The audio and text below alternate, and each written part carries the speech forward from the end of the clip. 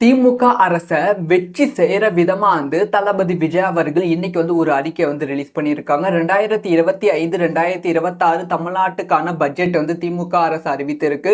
இதுக்கு பதிலடி கொடுக்கிற விதமா தளபதி விஜய் அவர்களோட அறிக்கை வெளியாகி இருக்கு.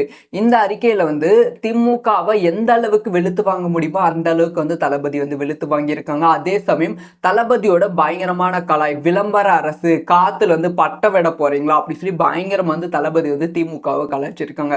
இதை பத்தி ரொம்ப டீட்டெயிலா தான் பேச போகிறோம். ஃபர்ஸ்ட் எடுத்த உடனே திமுகவுக்கு ஆதரவு, அதாவது நீங்க சொன்ன பாயிண்ட்ல இதெல்லாம் நல்லா இருக்கு அப்படி சொல்லி அவங்களுக்கு கொஞ்சம் சாஃப்ட் ஹேண்டில் ஒரு 2 பாயிண்ட் டீல் பண்ணியிருக்காங்க.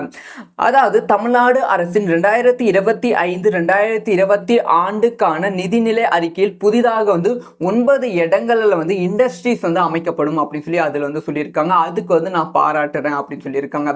அதுக்கப்புறமா பெற்றோர் இல்லாத குழந்தைகளுக்கு மாதம் தோறும் உதவித்தொகை அறிவிக்கப்படும் அப்படின்னு சொல்லி பட்ஜெட்ல சொல்லியிருக்காங்க. இதுக்கும் தளபதி விஜய் அவர்கள் ஆதரவு தெரிவித்திருக்காங்க.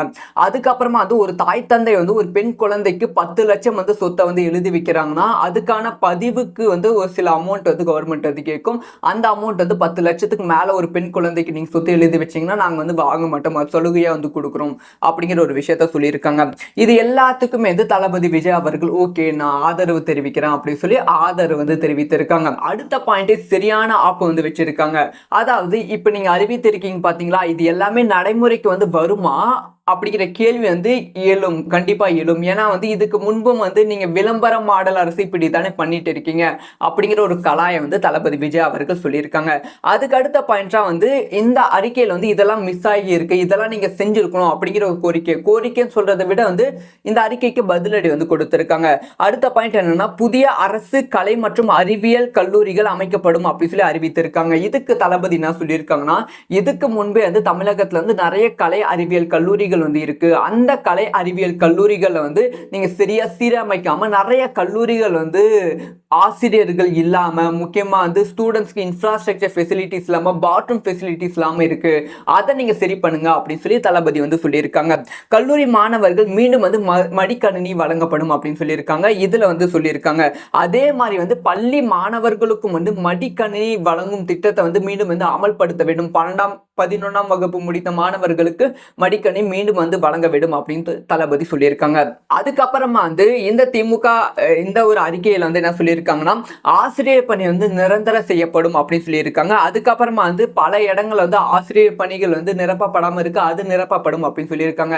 அதுக்கு தளபதி என்ன கேள்வி கேட்டிருக்காங்கன்னா, இந்த ஒரு விஷயத்தையார் சரி பண்ணி அமல்படுத்துவீங்களா இல்ல வழக்கம் போல விளம்பர மாடல் அரசா இருப்பீங்களா அப்படிங்கிற கேள்வி கேட்டிருக்காங்க. அதுக்கப்புறம் அண்ணா பல்கலைக்கழகம் இன்னுமே மேம்படுத்தப்படும். இப்ப எப்படி அண்ணா பல்கலைக்கழகம் இருக்கோ அதை விட பெட்டரா அண்ணா பல்கலைக்கழகத்தை மாத்துவோம் அப்படின்னு சொல்லியிருக்காங்க.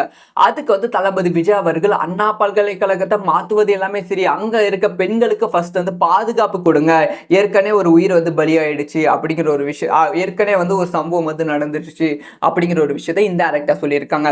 அடுத்த பாயிண்ட், அதாவது விமான நிலையத்தை பத்தி இந்த அறிக்கையில சொல்லியிருக்காங்க. பரந்தூர் விமான நிலையம் அமைக்கப்படும் அப்படின்னு சொல்லியிருக்காங்க. அதுக்கான ஏற்பாடுகள் செய்யப்படும் அப்படின்னு சொல்லியிருக்காங்க. ஆனா தளபதி கேட்ட கேள்வி என்னன்னா, மக்களுக்கு பாதிக்கப்படாத வண்ணம் எப்படி விமான நிலையத்தை அமைக்க போறீங்க, இல்ல மக்களுக்கு பாதிக்கப்படாத வண்ணம் என்ன செய்ய போறீங்க அப்படிங்கிற கேள்வியை கேட்டிருக்காங்க. அதுக்கான பதிலையும் அதுக்கான எந்த வித பாயிண்டையும் நீங்க இந்த ஒரு அறிக்கையில இன்க்ளூட் பண்ணலையே, அதாவது இந்த பட்ஜெட்ல சொல்லலையே அப்படிங்கிற கேள்வி கேட்டிருக்காங்க. அதுக்கப்புறமா நார்மல் மக்களுக்கான கேள்வி, அதாவது விலைவாசி அதிகரித்து கொண்டே இருக்கு, அந்த விலைவாசி குறைப்பதற்கான எந்த விதமான நடவடிக்கையும் இந்த பட்ஜெட்ல இல்ல அப்படின்னு சொல்லியிருக்காங்க. அதுக்கப்புறமா ரேஷன் கடைகள்ல எக்ஸ்ட்ரா சர்க்கரை போடப்படும் அப்படின்னு சொல்லி உங்க தேர்தல் வாக்குறுதிகள் சொல்லியிருந்தீங்க. அந்த ஒரு விஷயத்தை பத்தி இதுல பேசல. பெட்ரோல் டீசல் விலை குறைக்கப்படும் அப்படின்னு சொல்லி தேர்தல் வாக்குறுதியில் சொல்லியிருந்தீங்க. ஆனா பெட்ரோல் டீசல் விலை இங்க குறையவில்லை அப்படிங்கிற ஒரு விஷயத்தை சொல்லியிருக்காங்க. அதுக்கப்புறமா கேஸ் மானியம் 100 ரூபாய் வழங்கப்படும் அப்படின்னு சொன்னீங்க. அதுவும் இப்ப நிறைவேற்றப்படவில்லை. இதை பத்தி ஏன் இந்த அறிக்கையில அதாவது 2026 பட்ஜெட்ல சொல்லல அப்படிங்கிற கேள்விக்குறி கேள்விக்குறியை வந்து கேட்டிருக்காங்க. பொதுமக்களுக்கு வெகுவாக பாதிக்கும் 2 மாதங்களுக்கு ஒன்ஸ் தான் வந்து நீங்க வந்து கரண்ட் பில் வந்து கொடுக்குறீங்க. அந்த மாதிரி இல்லாம மாதம் கரண்ட் பில் வந்து கொடுக்க விடும். அதை பத்தி வந்து இந்த ஒரு அறிக்கையில வந்து நீங்க சொல்லல, பட்ஜெட்ல வந்து சொல்லல அப்படிங்கிற ஒரு குற்றச்சாட்டு வந்து தளபதி சொல்லியிருக்காங்க. இந்த நிதிநிலை அறிக்கையில வந்து ஏதேதோ அறிவிப்புகள் வந்து வரும், ஏதேதோ முன் ஏற்பாடுகள் வந்து செய்யப்படும், வேறு வளர்ச்சி திட்டங்கள் செய்யப்படும் அப்படின்னு சொல்லி இருக்கீங்க. ஆனா இது எல்லாமே நடைமுறைப்படுத்தப்படுமா? அது மட்டும் இல்லாம இது எதுவுமே வந்து நார்மல் வெகுஜன பொதுமக்களுக்கு நலம் தரும் விஷயமா வந்து இதுல வந்து இல்ல அப்படிங்கிற குற்றச்சாட்டு தளபதி வந்து சொல்லியிருக்காங்க. ஃபைனலா வந்து தளபதி வந்து பங்கமா வந்து கலாச்சிருக்காங்க. அதாவது வந்து 2025க்கான பட்ஜெட் தாக்கல் வந்து மத்திய அரசு வந்து செய்திருந்தது. அந்த பட்ஜெட் தாக்கல் வந்து தமிழகத்துக்காக எந்த விதமான சலுகையும் எந்த விதமான திட்டத்தையும் வந்து மத்திய அரசு, அதாவது பிஜேபி அரசு வந்து கொடுக்காம இருந்தது. ஸோ டெல்லியில இருந்து இந்த பட்ஜெட் வந்து தாக்கல் செய்ததால் தமிழகத்தை வந்து பட்ஜெட்ல வந்து மறந்து விட்டுருச்சு போல மத்திய அரசு. அதே மாதிரி தான் இப்ப வந்து தமிழ்நாடு அரசும் வந்து பட்ஜெட் வந்து தாக்கல் செய்திருக்கு 2026க்கான பட்ஜெட். ஆனா வந்து தமிழ்நாட்டிலிருந்து தமிழ்நாட்டு பொதுமக்களை வந்து தமிழக அரசு வந்து மறந்து விட்டுருச்சு அப்படிங்கிற ஒரு விஷயத்த தளபதி வந்து கலாச்சிருக்காங்க. ஃபைனலா என்ன சொல்லியிருக்காங்கன்னா, மக்களை முட்டாளாக்கி தேர்தல் வாக்குறுதிகளை கொஞ்சம் கூட நிறைவேற்றாம சும்மா வந்து விளம்பர மாடல் அரசா வந்து செயல்பட்டு கொண்டிருக்கும் இந்த திமுக செயல்பட்டு கொண்டிருக்கும் அரசாங்கத்தோட பட்ஜெட் வந்து ஏமாற்று வேலை. இந்த ஒரு விஷயத்தை எல்லாத்துக்குமே வந்து 2026ல வந்து பதிலடி கொடுக்கப்படும் அப்படிங்கிற ஒரு விஷயத்த தளபதி வந்து சொல்லியிருக்காங்க. மொத்தமா வந்து தமிழக மக்கள் வந்து என்னென்ன கேள்விகள் வந்து கேட்க விரும்பினார்களோ அந்த கேள்விகள் எல்லாமே வந்து இந்த ஒரு அறிக்கையில வந்து இருக்கு. ஸோ உண்மையாலுமே வந்து பட்ஜெட்ல வந்து இந்த குறைகள்லாம் இருக்கான்னு கேட்டா இதை விட பல குறைகள் இருக்கு. இது ஹைலைட்டான குறைகள். ஸோ இந்த ஒரு விஷயத்தை பத்தி உங்களோட ஒப்பீனியன் என்ன? நீங்க என்னென்ன குறைகள் வந்து இந்த பட்ஜெட்ல வந்து பாக்குறீங்க? திமுக அரச வெற்றி செய்யற விதமா வந்து தளபதி விஜய் அவர்கள் இன்னைக்கு வந்து ஒரு அறிக்கை வந்து ரிலீஸ் பண்ணியிருக்காங்க. 2025-2026 தமிழ்நாட்டுக்கான பட்ஜெட் வந்து திமுக அரசு அறிவித்திருக்கு. இதுக்கு பதிலடி கொடுக்கிற விதமா தளபதி விஜய் அவர்களோட அறிக்கை வந்து வெளியாகி இருக்கு. இந்த அறிக்கையில வந்து திமுகவை எந்த அளவுக்கு வெளுத்து வாங்க முடியுமோ அந்த அளவுக்கு வந்து தளபதி வந்து வெளுத்து வாங்கியிருக்காங்க. அதே சமயம் தளபதியோட பயங்கரமான கலாய், விளம்பர அரசு, காத்துல வந்து பட்ட விட போறீங்களா அப்படி சொல்லி பயங்கரம் வந்து தளபதி வந்து திமுகவை கலாய் இருக்காங்க. இதை பத்தி ரொம்ப டீட்டெயிலா தான் பேச போகிறோம். ஃபர்ஸ்ட் எடுத்த உடனே வந்து திமுகவுக்கு வந்து ஆதரவு, அதாவது நீங்க சொன்ன பாயிண்ட்ல இதெல்லாம் நல்லா இருக்கு அப்படி சொல்லி அவங்களுக்கு வந்து கொஞ்சம் வந்து சாஃப்ட் ஹேண்டில் வந்து ஒரு 2 பாயிண்ட் வந்து டீல் பண்ணியிருக்காங்க. அதாவது தமிழ்நாடு அரசின் 2025-2026 ஆண்டுக்கான நிதிநிலை அறிக்கையில் புதிதாக வந்து 9 இடங்கள்ல வந்து இண்டஸ்ட்ரீஸ் வந்து அமைக்கப்படும் அப்படின்னு சொல்லி அதுல வந்து சொல்லியிருக்காங்க. அதுக்கு வந்து நான் பாராட்டுறேன் அப்படின்னு சொல்லியிருக்காங்க. அதுக்கப்புறமா வந்து பெற்றோர் இல்லாத குழந்தைகளுக்கு மாதந்தோறும் வந்து உதவித்தொகை வந்து அறிவிக்கப்படும் அப்படின்னு சொல்லி வந்து பட்ஜெட்ல வந்து சொல்லியிருக்காங்க. இதுக்கும் வந்து தளபதி விஜய் அவர்கள் ஆதரவு வந்து தெரிவித்திருக்காங்க.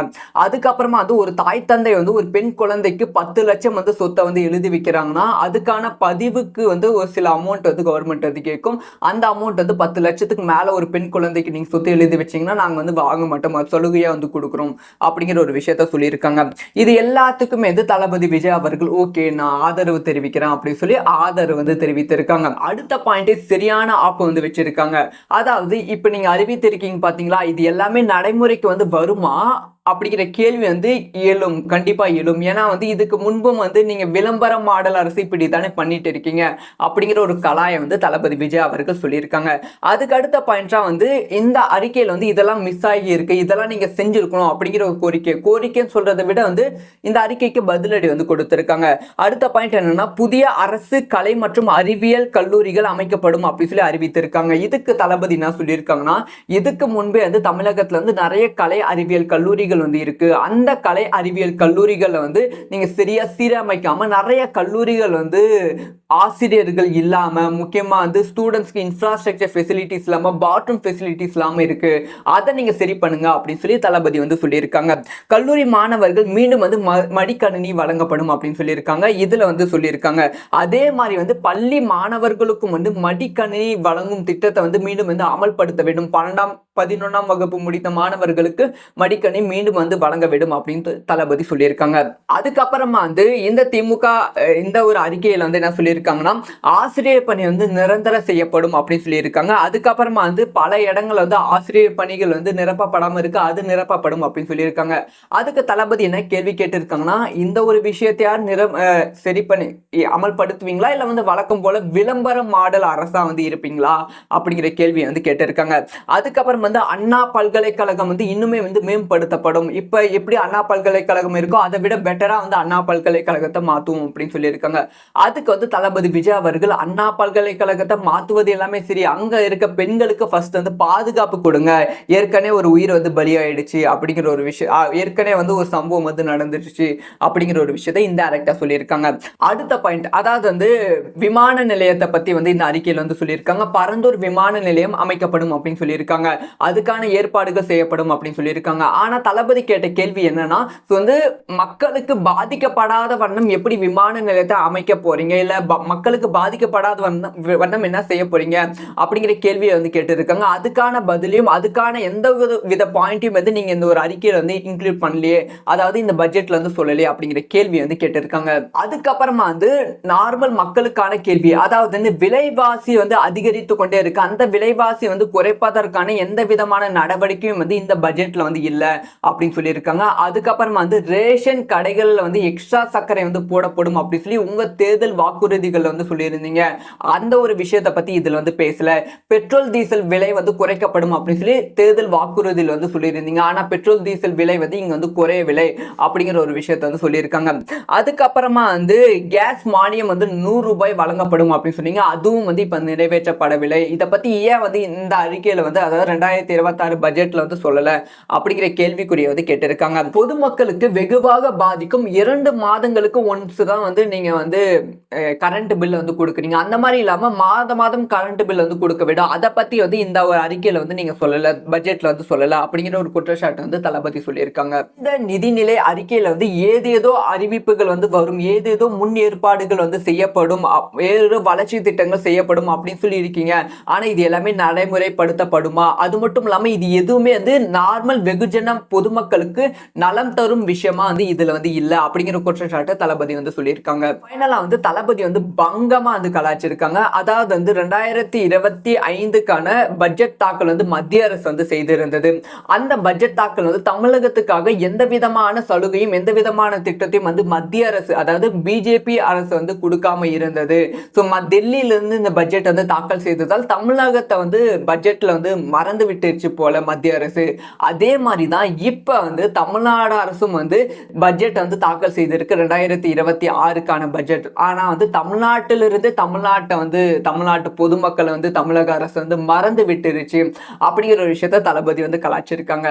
ஃபைனலாக என்ன சொல்லியிருக்காங்கன்னா, மக்களை முட்டாளாக்கி தேர்தல் வாக்குறுதிகளை கொஞ்சம் கூட நிறைவேற்றாம சும்மா வந்து விளம்பர மாடல் அரசா வந்து செயல்பட்டு கொண்டிருக்கும் இந்த திமுக செயல்பட்டு கொண்டிருக்கும் அரசாங்கத்தோட பட்ஜெட் வந்து ஏமாற்று வேலை.